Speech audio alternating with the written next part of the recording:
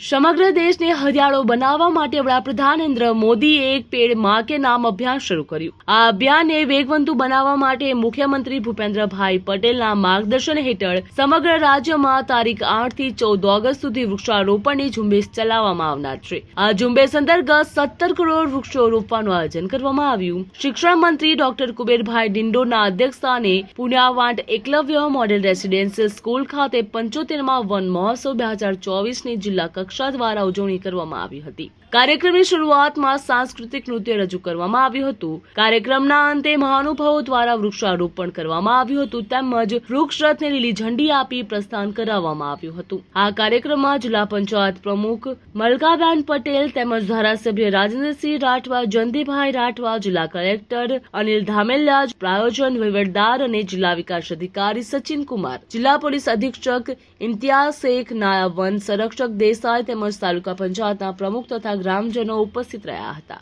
દર વર્ષની જેમ આ વર્ષે પણ આપણા ગુજરાતમાં વનોનું મહત્વ સમજી, વૃક્ષોનું મહત્વ સમજી અને આપણા સન્માન્ય દેશના પ્રધાનમંત્રી મોદી સાહેબે જે સૂત્ર આપ્યું છે એક પેડ માં કે નામ, તેને સાર્થક કરવા માટે ગુજરાત સરકારે રાજ્યકક્ષાનો કાર્યક્રમ દેવભૂમિ દ્વારકાએ સંપન્ન કર્યો અને એના 8 તારીખથી 14 તારીખ સુધીમાં જે જિલ્લા કક્ષાના જે વન મહોત્સવો જે ચાલી રહ્યા છે એના ભાગરૂપે મારે આજે છોટાઉદેપુર મુકામે આ 75મા વન મહોત્સવની વિધિ પધારવાનું થયું। અમારા સાથી ધારાસભ્યશ્રીઓ, અમારે વહીવટી તંત્રને સાથે મળીને આ પુણ્યાવાડ સ્કૂલમાં એનું વર્ણન કરવામાં આવશે અને વૃક્ષોનું મહિમા, એનું મહત્ત્વ, વન્યગુણ પેદાશો, બધી પૂરક આવક જે મળી રહી છે એના માટે મારા આદિવાસી સમાજના જે વિશેષ સહભાગી વન મંડળીના મિત્રો હતા એમને મેં સમજણ આપી છે અને બધાએ વૃક્ષનું મહત્વ સમજી દરેક વ્યક્તિ આ ગુજરાતના દરેક વ્યક્તિ એક વૃક્ષ ઉછેરે તો લીલોતરી થઈ જાય, હરિયાળી ક્રાંતિ સર્જાય, ક્લીન ગુજરાત, ગ્રીન ગુજરાત બને, એવો જે સંકલ્પ છે પરિપૂર્ણ થાય।